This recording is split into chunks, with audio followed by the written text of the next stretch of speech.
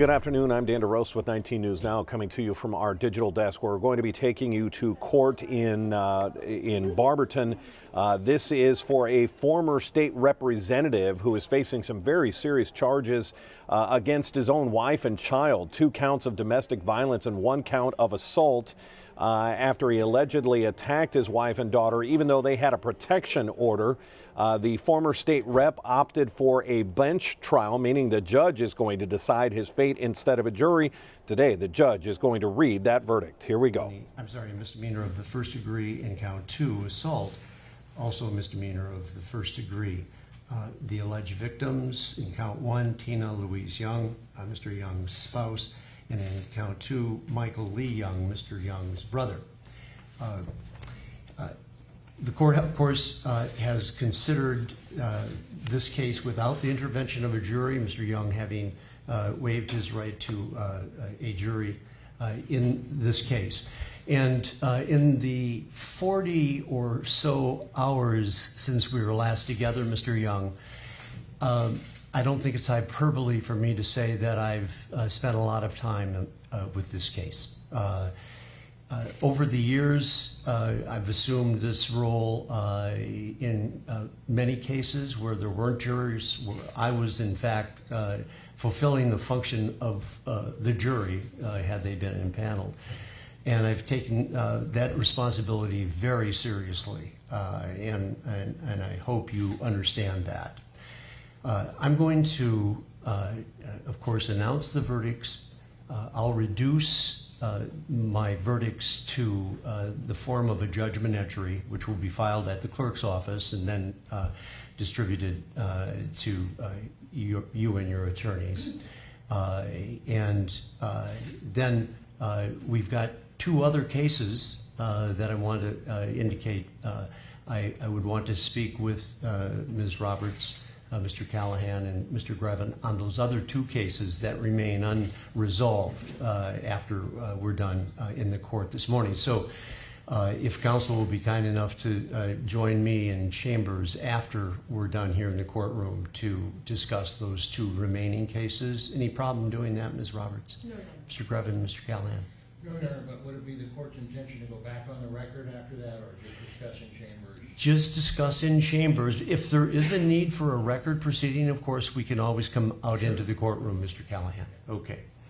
All right, I'm going to announce the verdicts in reverse order. I'm going to announce the verdict on count 2 first. That is the allegation of your knowingly causing or attempting to cause physical harm to Michael Lee Young on July 7, 2023. We all saw the encounter at Michael Young's home multiple times. I have reviewed it again after we were in the courtroom. And I want to make it very clear that, first of all, what has been described as a hot arrival at Michael Young's home by Mr. Young in his pickup, I would suggest is more lukewarm, even tepid. I did not find that to be of concern at all. I just want the record to reflect that. I also, in reviewing that tape, I have come to the conclusion that Michael Young, who testified he was not going to let you into his home, was successful in that endeavor. And I did not find, and do not find on this record, that you were an aggressor in that encounter. I'm not suggesting Michael Young was an aggressor.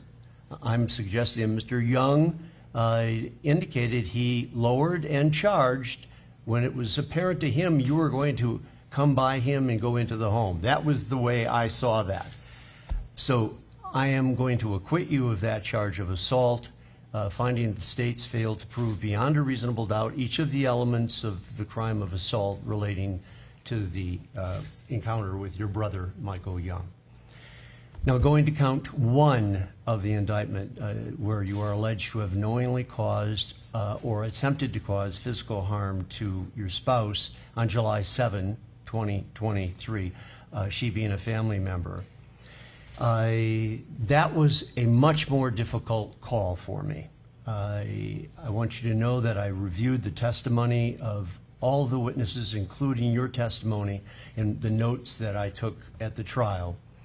And there is one defining moment in the trial as it relates to count one, Mr. Young, and that is the moment when you indicated that you believed your daughter Abby was a liar. That caused me, and has continued to cause me, emotional upset, quite frankly. To see a father indicate that his daughter was a liar, it brings a whole lot of emotions and family dynamics into play that you and your family are going to have to resolve going forward. But I want you to know that I did not believe Abby was a liar. Her testimony was compelling. She was, in my conclusion, an eyewitness to your having struck your wife, and that the conduct of your wife and Abby after that event, portrayed in the videotape, corroborated what I believe occurred, and that is that physical contact with your wife was not incidental, as I believe you characterized it, but I believed it was knowing and in a moment that I know you would love to take back but can't, caused some physical harm to your wife. So I'm concluding that you are guilty beyond a reasonable doubt of that count of domestic violence. Now, a lot of things come into play at this moment in time. I'm not going to proceed to impose sentence in this case. We have the two unresolved cases, and I expect that we're going to get those resolved however it's done, and then I will be prepared to proceed to impose sentence in this case. That means that the protection order that's in place relative to your wife, who is the protected party under that order, will continue going forward. We will endeavor to resolve the two remaining cases, however that would be, by jury trial or by bench trial or otherwise. But we're going to take care of that business, get all of these cases resolved, and then we will come back to this case and the imposition of sentence, which of course won't occur until Ms. Roberts, the victim, your spouse, your family members, they're all significantly impacted by these events, and you, in terms of what I need to hear before I would impose what I believe to be an appropriate sentence. That having been said, you of course will be informed then, but I'm telling you now, you'll have the right to appeal decisions I've made in this case, the verdict on count one of guilty beyond a reasonable doubt. All of that would be subject to appeal, things you'll discuss with your attorneys, which will directly impact how we're going to proceed in getting the sentence imposed and carried out, always subject to a stay while an appeal is taken. So we're not going to resolve the case today, but I can assure you that I'll be prepared to do that and to have the opportunity to listen to Ms. Roberts and her presentation relative to what she believes an appropriate sentence would be on count one, listening to Mr. Callahan and Mr. Grevin, and to you and anyone else that you would bring to the court to give me information that will allow me to fairly and impartially impose a penalty that I believe would be appropriate, commensurate with the crime that's been committed. And no one is suggesting that there was serious physical harm suffered by your wife, or you would have been charged with a felony crime. But I have concluded that there was that physical contact and that it was not incidental. But we'll hear more about that from your attorneys and Ms. Roberts on another day. So let me pause there and ask Ms. Roberts, is there anything that I've said thus far now that you're taking issue with or suggesting that we should do things differently procedurally? No, Your Honor. Okay, thanks, Ms. Roberts. Mr. Callahan, Mr. Grevin, anything? No, Judge. All right, Mr. Young, any questions about what I've just told you? No question. Okay. Now, I'm going to ask you to remain where your attorneys can find you by telephone or wherever, staying close. And I'll be speaking with Ms. Roberts, Mr. Callahan, Mr. Grevin, and Chambers on the remaining two cases. And if there is no further on-record proceedings in those cases today, we will not come back into the courtroom. If there is, we will.